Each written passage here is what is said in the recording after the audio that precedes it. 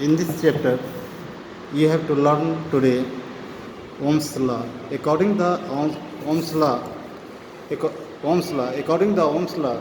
the flowing amount of electric current be directly proportional to the potential difference be provided to the two ends of the conductor और इन electric circuit.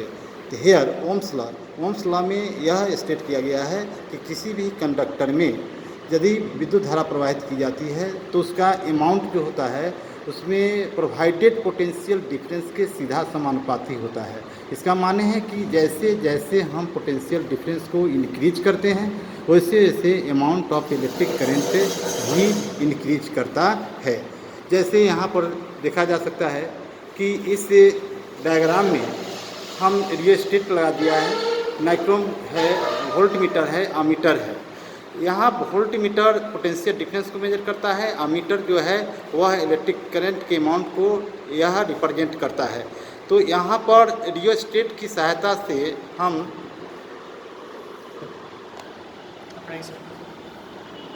छोड़ना दीजिए, हम हो जाएगा। Rheostat की सहायता से हम रेजिस्टेंस को बदल सकते हैं, चेंज कर सकते हैं। तो यहाँ पर पोटेंशियल डिफरेंस में पहले सपोज दैट 1.5 वोल्ट का यदि हम सेल को ऐड करते हैं तो उससे अमाउंट ऑफ इलेक्ट्रिक करंट जो फ्लो होता है वह अमीटर की सहायता से हम मेजर करते हैं। तो suppose that 1.5 volt potential difference यदि प्रोवाइड करते हैं एक सेल को जोड़कर तो अमाउंट ऑफ करंट 1.5 एम्पियर आता है। अब यहाँ पर दो सेल 1.5 वोल्ट का जोड़ते हैं तो amount of electric current 3 ampere हो जाता है। फिर यदि 3 सेल को जोड़ते हैं तो amount of electric current 4.5 ampere हो जाता है। इस तरह से हम देखते हैं कि जिस तरह से जिस अनुपात में हम पोटेंशियल डिफरेंस को इंक्रीज कर रहे हैं ठीक उसी अनुपात में अमाउंट ऑफ इलेक्ट्रिक करंट भी बढ़ता है। तो यहाँ पर पोटेंशियल डिफरेंस और इलेक्ट्रिक करंट के अमाउंट में एक संबंध है, रिलेशन है, वह है डायरेक्टली प्रोपोर्शनल। जो तुम मैथमेटिक्स में पढ़ा हो कि दो क्वांटिटीज हो और दोनों एक दूसरे को इस तरह से वेरी करता है कि उनका अनुपात हमेशा बराबर हो तो वह वेरिएबल वह डायरेक्टली प्रोपोर्शनल कहलाते हैं। तो यहाँ पर V और I का जो मान हम लोग यहाँ पर रिसीव करते हैं वह इस टेबल में हम पुट करते हैं। तो एक सेल को यदि हम जोड़ते हैं V1 और उससे प्रवाहित धारा का मान I1 आता है और यदि V2 दो सेल को जोड़ते हैं तो V2 है और अमाउंट ऑफ करंट को यदि I2 मानते हैं। इसी तरह से तीसरे सेल जोड़ने पर V3 और I3 आता है, चौथे सेल को जोड़ने पर V4 I4 आता है। तो ऐसी स्थिति में V और I का प्रत्येक स्थिति में अनुपात बराबर होना चाहिए जो नीचे कैलकुलेशन करके दिखाया गया है। तो V1 बटे I1 बराबर V2 बटे I2 बराबर V3 बटे I3 बराबर V4 बटे I4। यह तभी होगा जब V और I दोनों एक दूसरे के डायरेक्टली प्रोपोर्शनल हो। इस तरह से ओम ने यह पाया कि किसी भी परिपथ में किसी भी इलेक्ट्रिक सर्किट में इलेक्ट्रिक करंट और पोटेंशियल डिफरेंस में एक संबंध है, एक रिलेशन है, और वह क्या है कि potential difference be directly proportional to the amount of current flowing from it.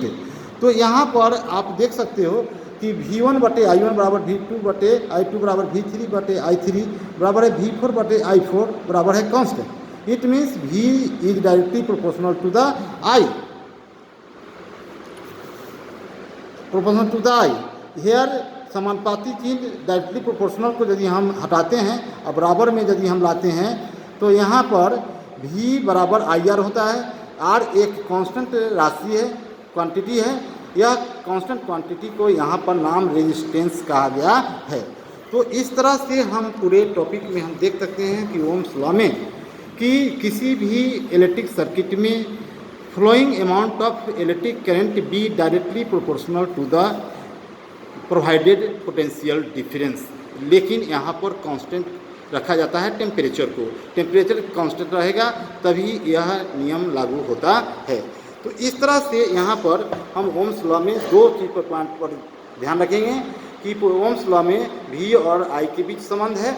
Number 2, V समानुपाती I होता है। V समानुपाती I का मान्य है कि प्रत्येक स्थिति में V और I का अनुपात बराबर होंगे, अर्थात V1/I1 बराबर V2/I2 बराबर V3/I3 बराबर V4/VI4 बराबर है कांस्टेंट।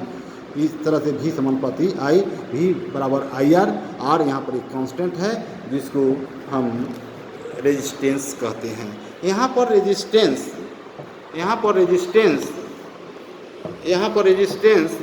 को हम रेजिस्टेंस को R से रिप्रेजेंट करेंगे और यह न्यूमेरिकल वैल्यू देता है रेजिस्टेंस।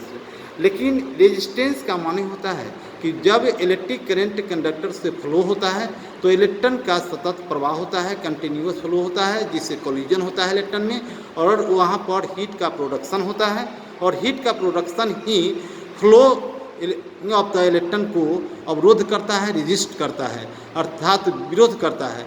इस प्रॉपर्टी को हम रेजिस्टेंस ऑफ द कंडक्टर कहते हैं। और यहाँ पर एक दूसरा टर्म है, आप 1 ओम्स तो V/I यहाँ पर जो क्वांटिटी मिला है तो V/I यहाँ पर V समानुपाती I से आप देखोगे कि V